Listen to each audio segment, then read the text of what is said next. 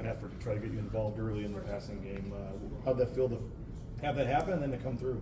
Yeah, it felt good. I had a few plays, that I knew I was getting the rock in the opener, so I was able to go out there and execute for the most part. I had that fumble early on in the game, but I was able to bounce back after that.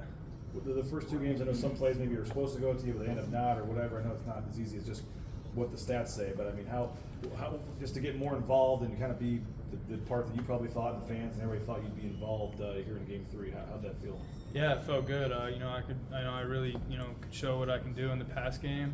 Obviously, you guys have seen what I can do in the run game, but I was able to get out there and show what I can do for the team in the pass game. And I think I'm gonna have a big role going forward in the pass game as well. There's a ton of stuff that I can clean up, top of the routes, and a few situations where I could have made the play. But other than that, yeah, I feel good that I was able to get out there and execute. Not to say you're going to get 7 catches a game, but are you a guy that thinks you hopefully can be in that 4 or 5? Maybe be a serious part of this offense in the passing game every week. Yeah, I think it depends on the team. 4 to 5 catches a game, would be my goal. But first Washington State this week, we got to pound the rock against them. Their defenses. You mentioned the fumble, and obviously the next play up mentality is huge in this program. Yeah. I asked Dirk Cutter yesterday. Is that something that you get with as you get older and you get have more experience? He wasn't sure. Is that just something that you find develops over time? We take a huge responsibility in ball security. So when I caught that ball and turned up the field, he laid his hat right on the ball, and after that, I was really ticked off because I take a lot of pride in that, and I'm one of the players they highlight in the team room when we go over ball security stuff. So that's my fault. I'm going to get that fixed and cleaned up, but moving forward, yeah, it's good to have that experience in a game like Portland State. So did coaches say anything to you afterwards, or did they just know that you'll get it fixed? Yeah, Coach Potter didn't call on the phone screaming or anything. He knew I was going to get it fixed. I was going to bounce back, and those guys up in the booth have full faith in me, and they gave me the ball after that, and you were able to see what I can do with it. So. Hey, sorry, Matt, but Dirk said that he is going to emphasize getting you the ball against Portland State. Mm-hmm. What did that mean to you? What was your just kind of interpretation of that? It just shows he has a lot of respect for me, and he was able to set me up in situations where the coverage favored me, and I just had to go out there and make the most of my opportunity. That 91 could have easily been 160 something if I really took advantage of it. And going forward, I think I'm going to do that. So. It was like 2 weeks ago where I don't even know, you might have had one catch and Dirk brought you up. Yeah. What is your relationship like with Dirk, and clearly he believes in you? Yeah. Yeah. As soon as he came in here, he told me that in the past we haven't used tight ends to their potential, and he said he was going to get me a certain amount of touches a game. And being the offensive coordinator he is, I was excited. I believed, in my ability to go out there and make plays. And when my number is called, I just got to, go out there and make the play. So what was he tells you want to get you a certain amount of touches a game. In those first 2 games, the judges weren't really there. So what's your reaction? What's the dialogue? Yeah, I think on, the first 2 games, I could have easily had 80 apiece with a touchdown, but Mad Dog didn't see me sometimes. The read didn't go my way, and I'm not going to get too frustrated about it. I'm just going to do my job, and that comes down, being a good blocker in the run game, and I was able to do that the first 2 games, and it's awesome because the first home game is really where I showed everyone, I can be very good in the pass game. Yeah, what's it feel like? Kind of to get to be the star of the show. This was absolutely packed, as you saw. There wasn't an empty seat, dude. Yeah. Just the adrenaline. What's that like? Bronco Nation's great, but being able to come out here and do what I do is also a good thing as well. When it comes to the game time, it's really just executing your role and doing it in front of Bronco Nation. It kind of hit me after the game that I had like a really good game or whatever, but I was just able to go out there and do exactly what I do in practice. So. What do you make of Washington State's defense? I think they're pretty good. We've only watched a little bit of film on them. We're going to get to them, throughout the week. They got a very talented end, and they got a very talented corner. So I think our run attack is really good, and I also think our pass game is good. So it's going to be, a good matchup. I think our offense versus their defense. I think our offense, is very explosive, and we're going to do a good job.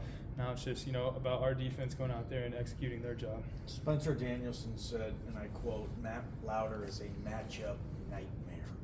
What's he talking about there? Why are you a matchup nightmare?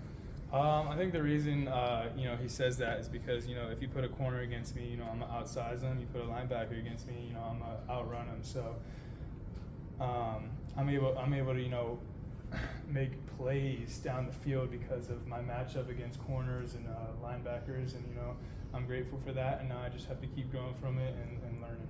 What kind of mission are you on, Matt? Yeah.